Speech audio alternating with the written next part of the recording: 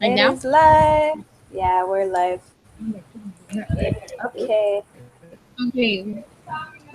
So we're doing both short stories or just one? Yeah, we're discussing both of them, but then with the write up, you'll probably I think you just write about one of them. You pick. Okay. So question number one. What are the elements of the plot important in these stories? Okay, elements of plot. Elements. Not. Exposition. What else? Oh, yeah. Oh, like Action, the mountain. ball action, climax, What are the elements of the plot important? conclusion. Okay, so for the what's the first? The The cast of exposition thing? Amontillado? Is that how you pronounce it? I don't know. Oh, it's We're actually gonna moment online. Sorry. the cast of Amontillado.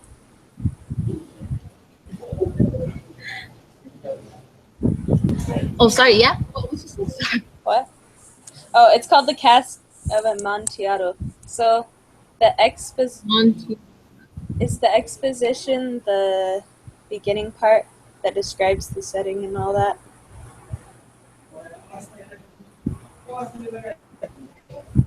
Okay. What is that? Exposition. Either tell us. Yeah, I think the exposition Wait is to tell us. on the first part of the story Mm-hmm. where they where there's I mean I think the writer described one Yeah. So when we first read the story, it was kind of like about like the narrator murdering somebody. Fortunato. He was mad at let's just say Fortunato or whatever his name is, and he ended up murdering him. Like he buried him alive and stuff. So the elements of plot is like the beginning when it said that Right. he wanted to murder him is because he offended him. What's his face? I forget his name. He offended the narrator guy, and so he's like, "Now I'm gonna kill him." So that was like the exposition, right? Like the setting up of the story. Yeah, I don't know. Maybe I think the only reason why the reason why he was mad at this guy. What's his name again? Fortunato and Fortunato. What is the name? Montresor. I don't know. Maybe it's because the guy is a wine expert and he's kind of like jealous or something about him and his expert in wine. So Expertise. yeah, expertise in wine. So we got like really mad, wanted to kill the guy. So what is the major conflict in each of the stories and how it relates to the story? major conflict. So I think what do you call it? The cast of Amontillado. The story is about revenge, I think, and the major conflict is the insecurity of Montessori towards Fortunato. So he was kind of like thinking, oh, he thought about killing him, and so he did. The end. Oh yeah, what about the other short story? The lottery. Yeah, the lottery. So the major conflict in that short story. That one. I think the major conflict of that short story is that okay, I don't really know. So All right, Anna. What's the major conflict of the lottery? people coming together. I think they were all mad with Tessie. Yeah, The like last part they were starting. they stoned her Yeah. because she kept saying that it wasn't fair. It wasn't fair. Yeah, it kind of tricked everyone. Yeah. So the conflict and how does that relate to the story's message?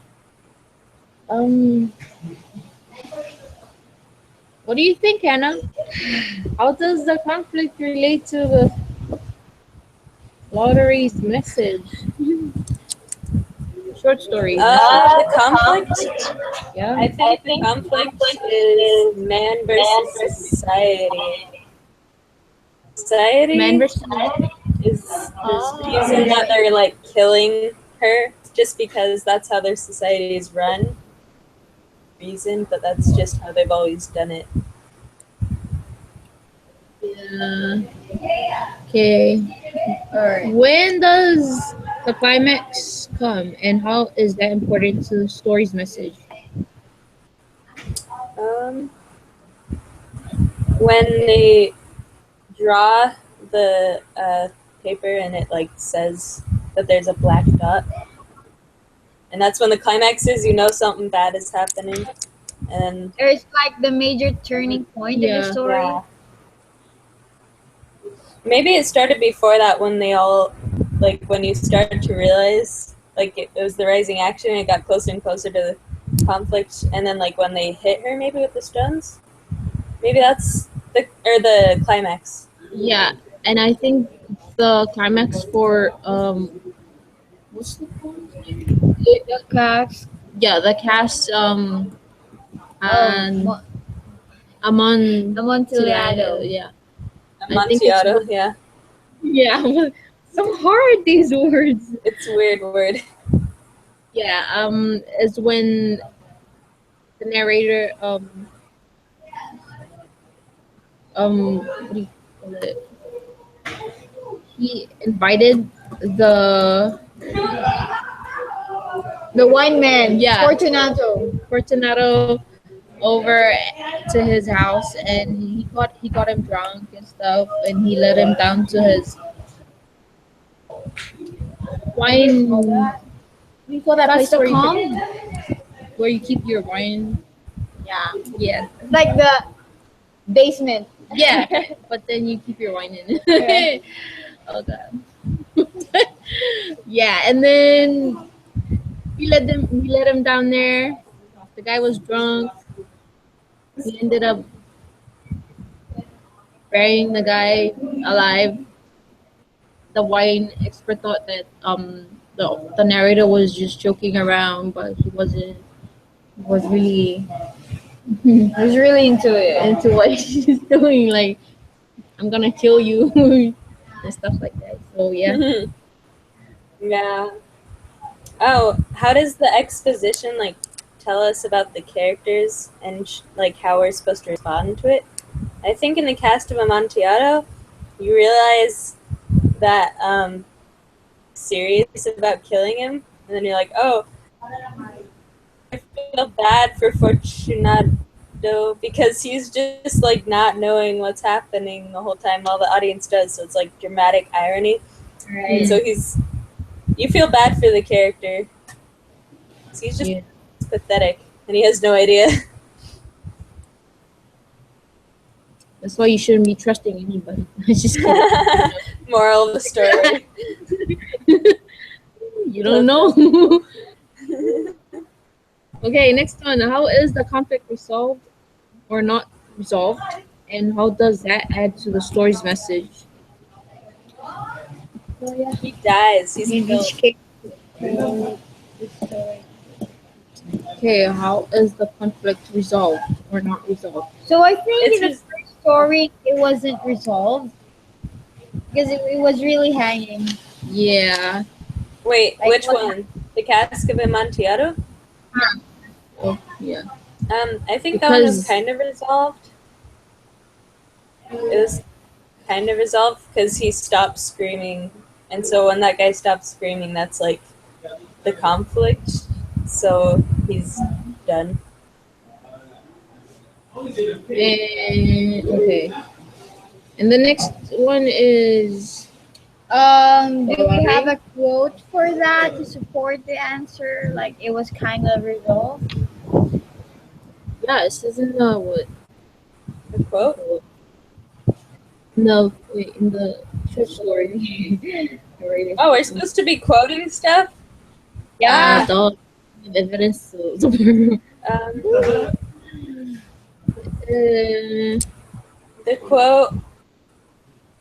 uh, the quote said, "No answer. I called again. No answer still." So there was no answer. It was quiet. That's the resolving. yeah, That's it. You got no answer. no answer. I called again. Fortunato. No answer still. Yeah, that one. All right. And then the lottery. Yeah, we have to talk about the characters in the lottery. How does the exposition tell us, or wait to tell us things about the characters? Mm, So I think the characters were really into gambling. yeah, they have nothing better to do than just go do it. They gather together just for the lottery. And there's this lady named, what's her name again? Tessie. Yeah, She was like kind of tricking everybody that the game or the lottery, the strategy or whatever, the method of the lottery was kind of unfair. And after that, I think the villagers um got mad at her, so they started stealing her. No, I think that I disagree because I think that the lottery, the whole thing was set up supposed to be killed just because of tradition. So that was like this story's like message. They were following tradition, people, because everyone got like serious more towards the end, and like they were like, "Oh, I hope it's not this person." Like, "Oh no." Tell that it was bad, and they knew that it was bad, but they also. So who was the antagonist here? Was it Tessie or the other villagers? wait. I thought that was one village. Okay.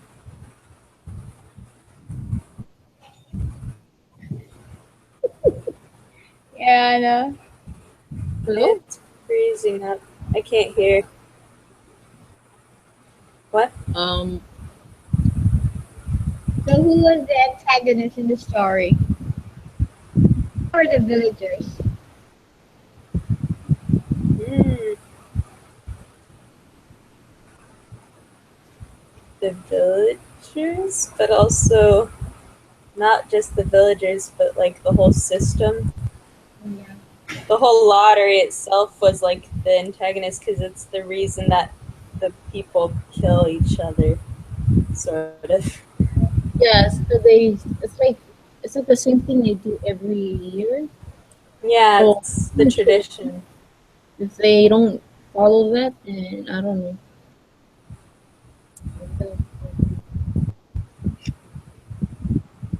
And yeah. How is the conflict resolved or not resolved?